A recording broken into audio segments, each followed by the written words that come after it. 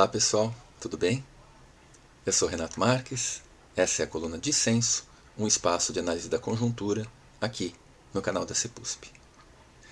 No vídeo de hoje, nós vamos tratar do tema a pandemia e a sua relação com a desigualdade.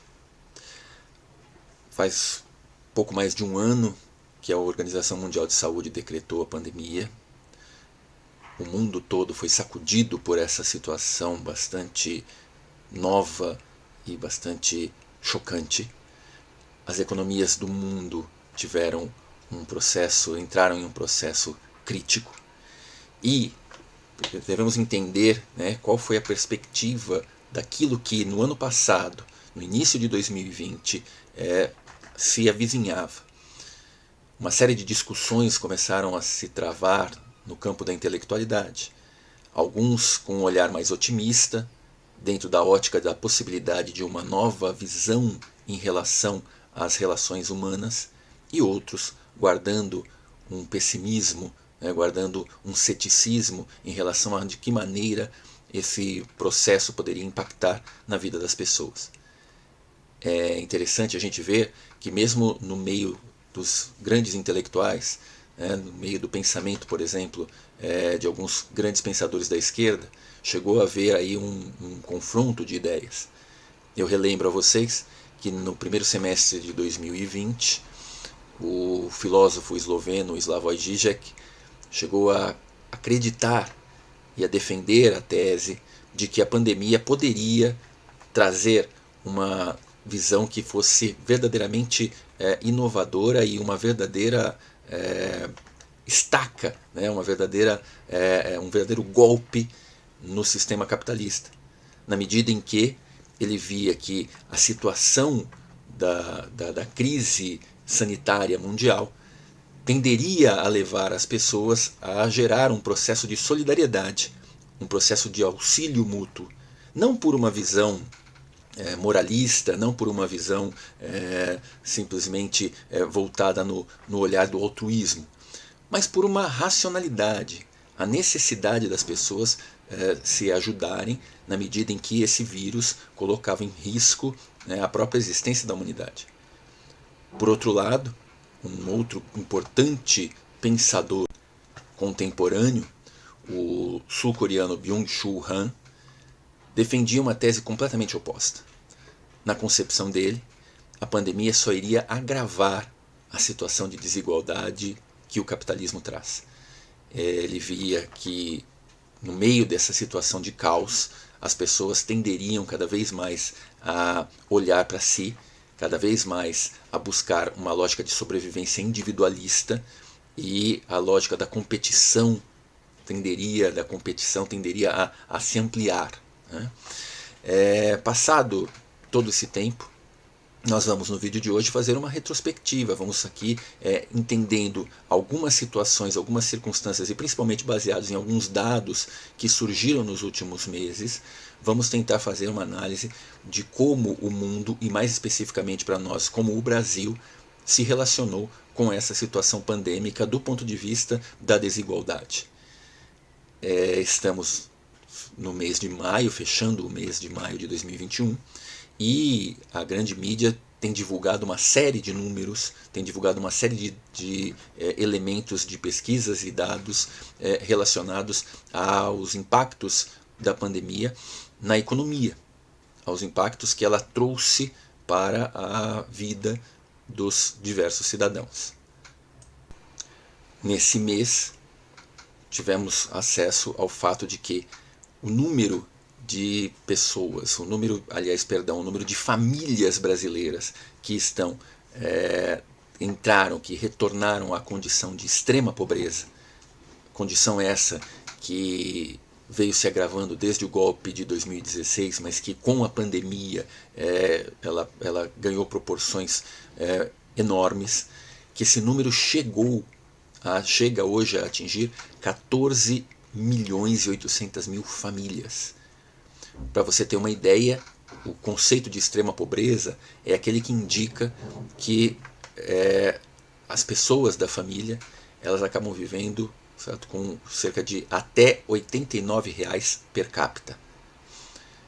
Esse processo ele dá uma demonstração clara e inequívoca do retorno do Brasil à condição do mapa da fome, algo que nós havíamos saído, né, a questão de uma década atrás, né, ou seja, quando a ONU decretou, certo, que o Brasil havia conseguido vencer, depois de todo um histórico de exclusão enorme que marca a nossa história, havíamos conseguido superar essa condição, mas lamentavelmente hoje a gente vê esse aumento significativo, esse aumento exponencial dos números relativos a esse tipo de situação.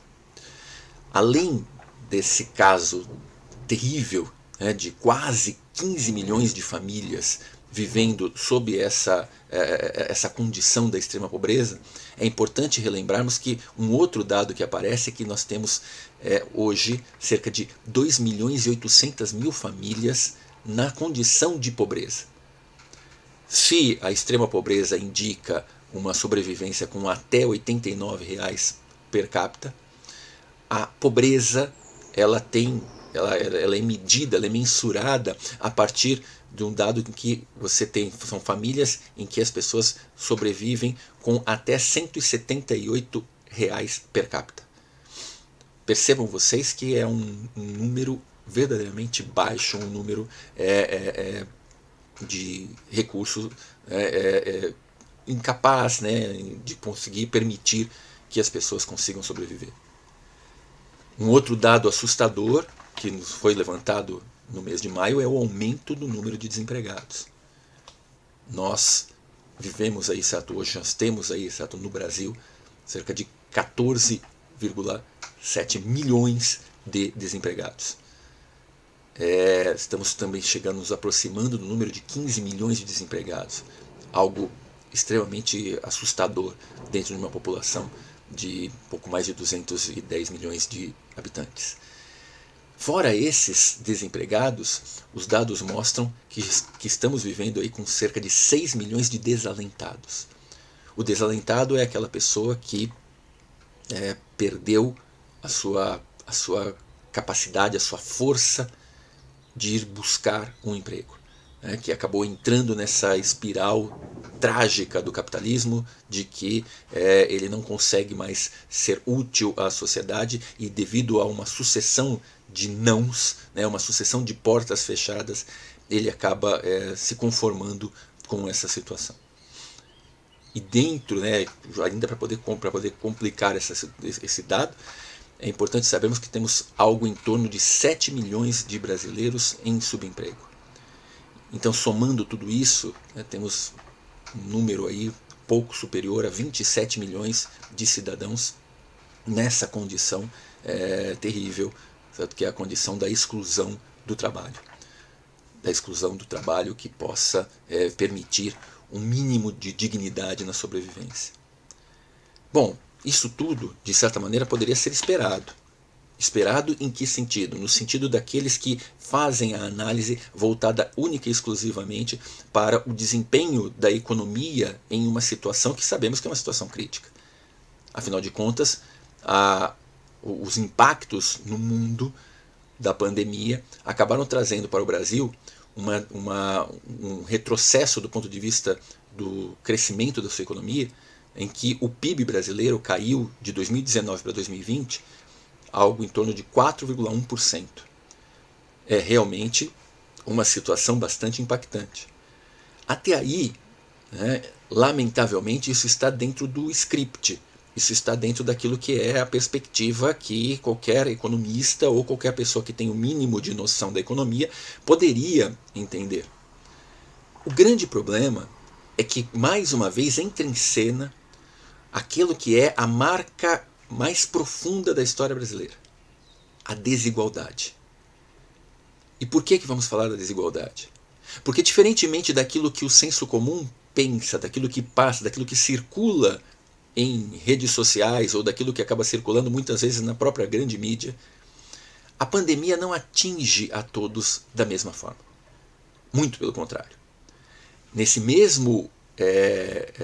mesma situação, nesse mesmo espectro em que nós temos esses números avassaladores do ponto de vista da tragédia impactando milhões de brasileiros, é importante a gente perceber que aquela que é considerada a revista de maior impacto no mundo dos ricos e super ricos, a revista Forbes, uma espécie de bíblia dos endinheirados, ela mostra que nesse período de 2019 para 2020, mais especificamente em 2020, no ano da pandemia, o número de bilionários brasileiros no mundo multiplicou-se.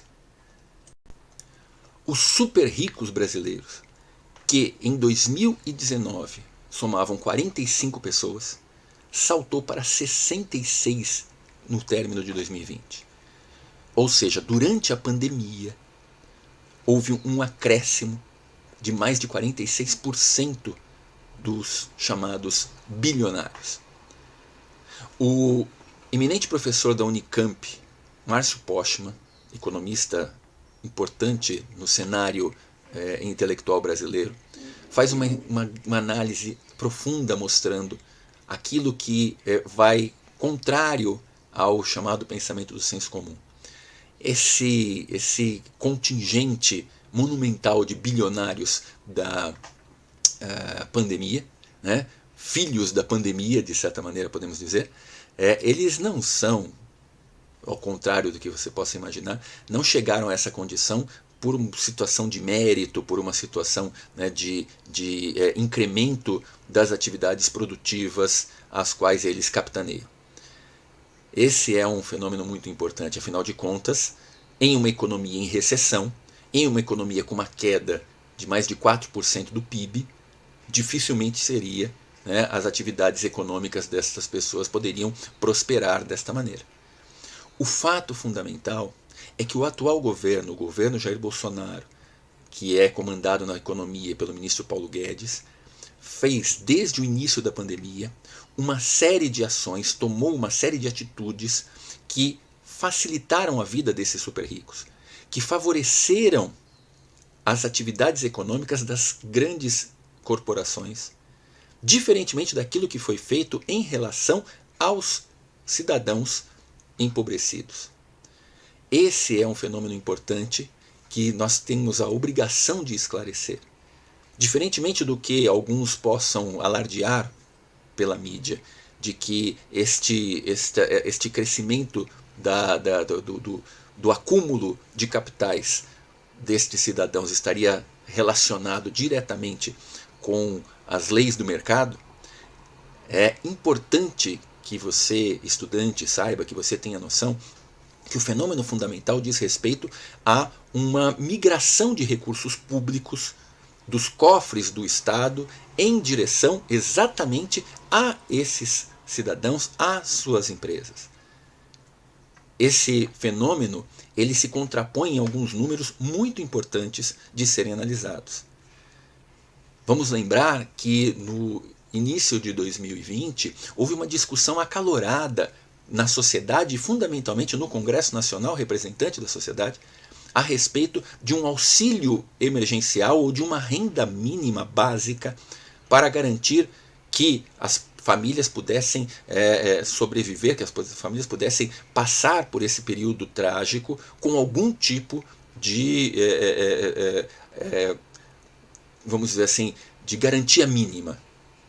Vamos lembrar que o governo Bolsonaro fez de tudo para que esse apoio, esse chamado auxílio, ficasse restrito à casa de R$200 por mês. Graças ao esforço da oposição, o que aconteceu foi que conseguiu-se multiplicar isso por 3. E no final das contas, fechou-se um contingente econômico aí de R$600 por um determinado período durante o ano de 2020.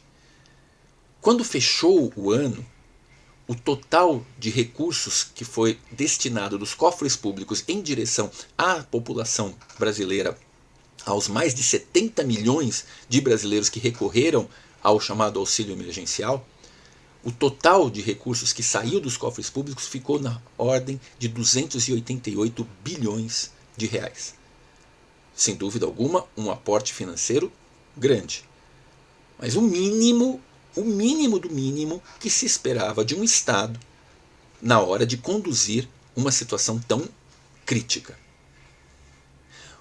O estranho disso tudo, o que você deve saber, e que sem dúvida alguma é fenômeno importante, como relembra o professor Márcio Postman, que é fenômeno importante para a gente entender o porquê de um aumento da desigualdade, está centrado nos valores que foram destinados, sem nenhuma, vamos dizer assim, sem nenhuma contestação, sem absolutamente, em nenhum momento, nenhuma hesitação da parte do governo federal, os recursos que foram destinados ao sistema financeiro. Logo de cara se aventou e se liberou cerca de 1 trilhão e 200 bilhões de reais em direção ao mercado financeiro. Esse montante dá, certo, mais de 4 vezes o valor daquilo que foi destinado por mais de 70 milhões de brasileiros que estavam naquele momento vivendo uma situação de penúria, e de insegurança.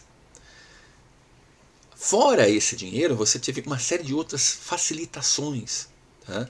Você teve uma série de outros incentivos a essas grandes empresas. Percebam vocês, quando eu digo isso, eu não estou falando do pequeno e do médio empresário, o qual teve suas portas fechadas, os quais acabaram tendo inúmeras situações problemáticas. Não, o que nós estamos falando aqui é de um aporte de recursos financeiros do Estado em direção ao grande capital, numa espécie de ação do chamado Robin Hood, aquele personagem mitológico, o Robin Hood às avessas. O Robin Hood, no final das contas, certo, que acaba extraindo, tirando dos setores mais pobres para beneficiar os setores mais ricos.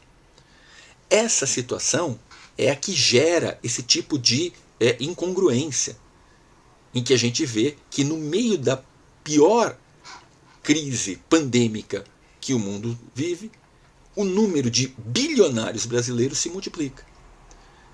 E aí, nessa lista dos grandes bilionários, nós vamos ver representantes do sistema financeiro, dos grandes bancos, vamos ver aí, certo, representantes, por exemplo, de empresas de seguro-saúde, que tiveram aí, certo, um crescimento impactante, exatamente em um momento em que, em princípio, em tese, essas empresas estariam tendo um gasto maior na sua tentativa de proteção, vamos dizer assim, certo, da sobrevivência das pessoas.